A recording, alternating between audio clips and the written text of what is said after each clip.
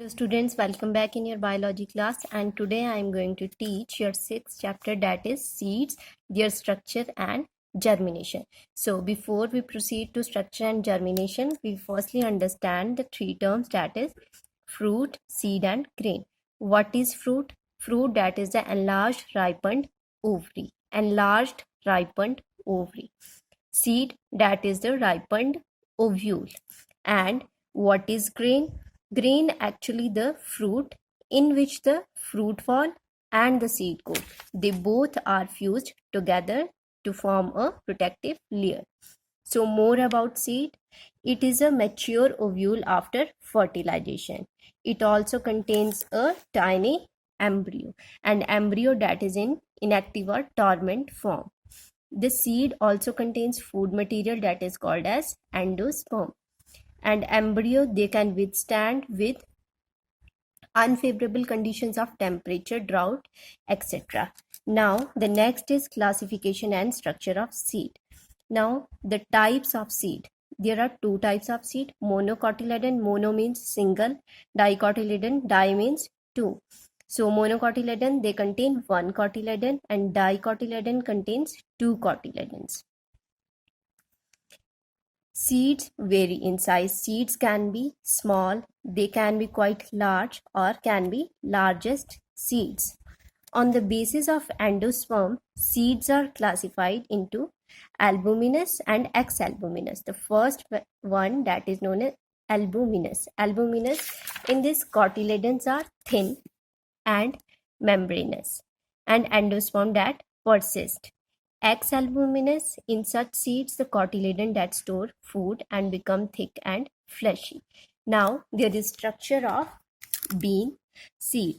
So there are number of different beans like broad bean, lima bean, French bean, but their structure that is almost same. They are kidney shaped with a convex and a concave side. So here is the structure of the bean seed. The outer layer, that is known as testa. Outer layer known as testa. Inner layer, that is known as tegmen. These two, they are known as cotyledon. There is hilum, and with this hilum there is small structure that is known as micropyle. Here it is known as plumule, and beside this there is structure known as epicutyle. Here it is radicle, and with this radicle there is hypocutyle. When we soaked the seeds in water, this micropyle, and through this the seed that absorb water, and also there is diffusion of respiratory gases, and this micropyle that marks the opening through which pollen tube had entered the ovule. So this is the structure of the bean seed.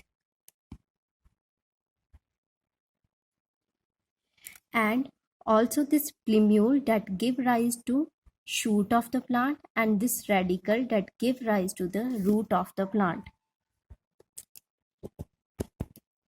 The maize grain. So I already said that what is maize grain? Maize grain, that is one seeded fruit with which the fruit ball and the seed coat, they both are fused and form a protective layer. Now the structure of the maize grain. Here it is large endosperm, and here there is embryo, and the maize grain cotyledon that is known as scutellum. Here we can see in the longitudinal section the outer layer that is known as aleurone layer, and this is endosperm, and here it is cotyledon is present, and cotyledon that is also known as scutellum. At the bottom side or at the tip of the grain there is radicle, and here on the broader side that is plumule. Radicle that is covered by a protective layer known as coleorhiza, and plumule that is covered by a protective layer that is known as the coleoptile. So this is all about the structure of maize grain. Now the process of germination. So initially the seed contains a dormant embryo. Seed contains a dormant embryo, and in a dry seed the embryo is inactive or in dormant form. But in this dormancy period, there is all chemical activities they are going on, and but they are very slow and little food that is utilized.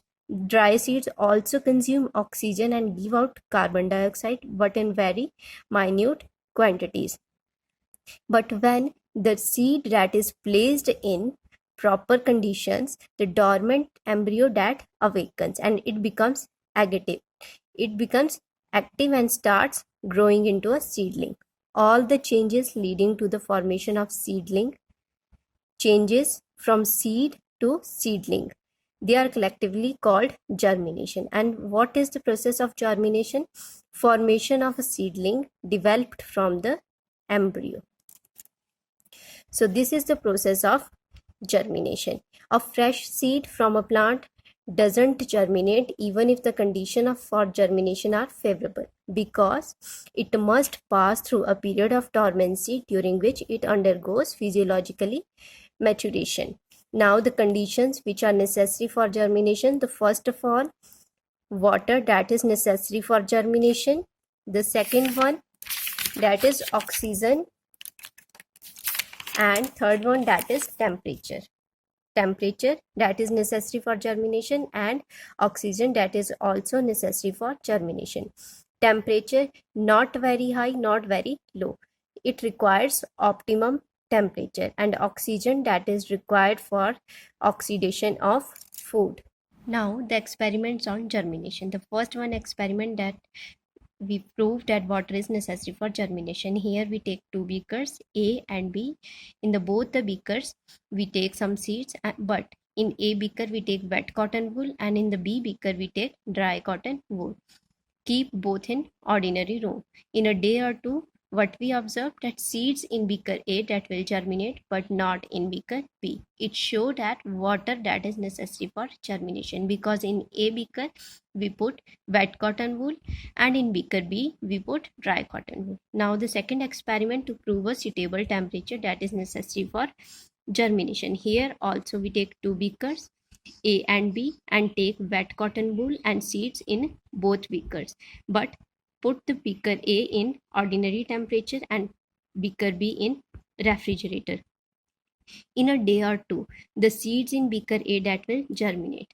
What it showed at suitable temperature for germination. Or seeds in beaker B that may not show signs of germination or may germinate after several days. So it shows that beaker A that takes suitable temperature from the environment, so it germinate, while the other beaker that placed in a refrigerator that take high temperature, so it may not germinate. So what we observed, that seeds require a suitable temperature for germination. Now the third experiment is to prove that oxygen that is necessary for germination. Here we also take two flasks, cotton wool and seeds, but here we take a tube which fill with plain water, and here we take a alkaline pyrogallic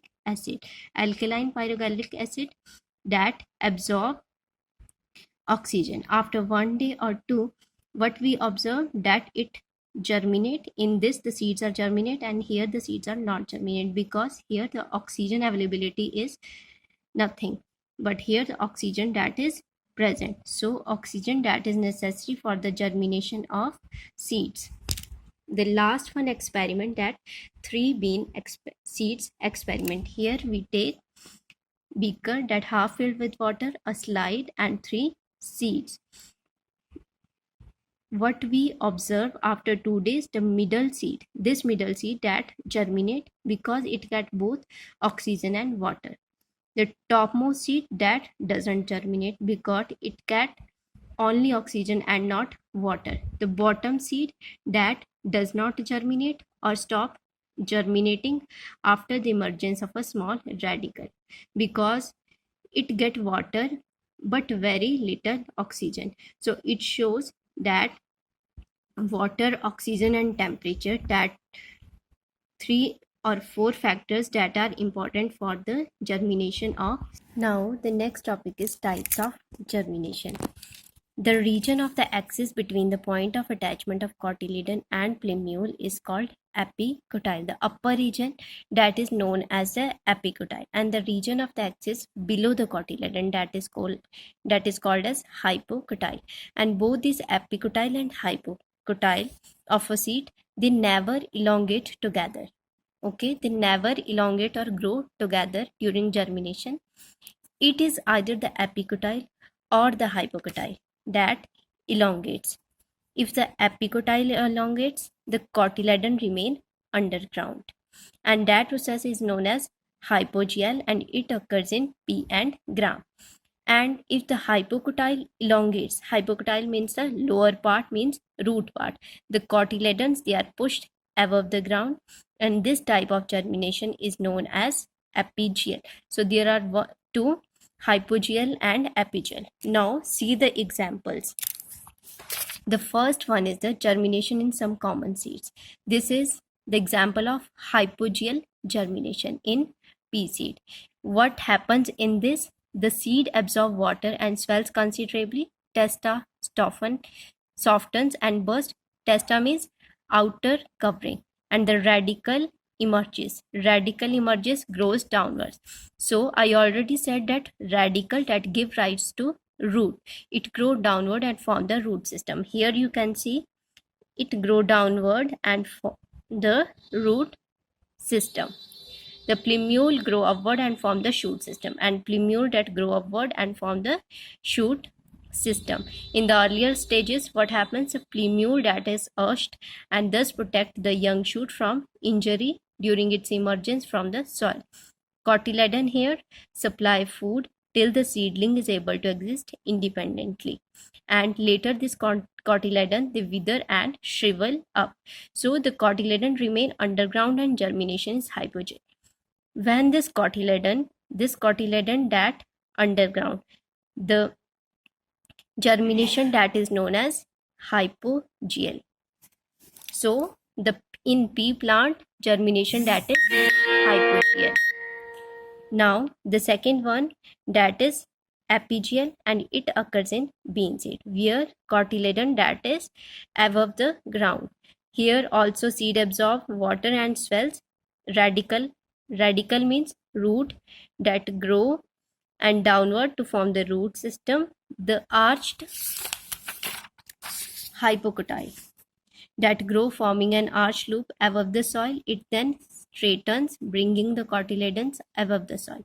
So germination is therefore epigeal. Epi means cotyledon that is on the ground above the soil.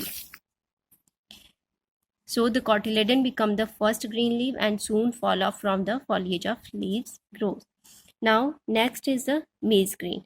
In the maize grain, the grain that imbibes water and swell considerably, radicle pierces through the protective root sheath, coleorhiza, and the fruit wall and grow downward to form the root system. Here the radicle form the root system, but it dies off. New roots that develop from the base of the stem. And it dies off. Plumule pierces and it gives rise to shoot system. And the cotyledon that is scutellum that absorbs food from the endosperm till it is exhausted. And the germination is hypogeal. Because cotyledon that is under the ground. Now there is viviparous germination. It is a special type of germination where seed germinate inside the fruit while it is still attached to the parent plant. For example, here is a plant. When a fruit that is attached to the plant, the seed that germinate inside the plant. Okay, this process known as viviparous germination. Now the seedling. Germination in any plant that end with the formation of a seedling. And what is seedling? Seedling is a stage in the growth of plant from a seed before it has become wholly independent of the food stored in it. Roots of the seedling that absorb water and minerals from the soil. Leaves start manufacturing food for the young plant, which keeps growing and become a mature plant and produces flowers and seeds in its turn. So it is all about this chapter. With this, your chapter that complete seeds, their structure and germination.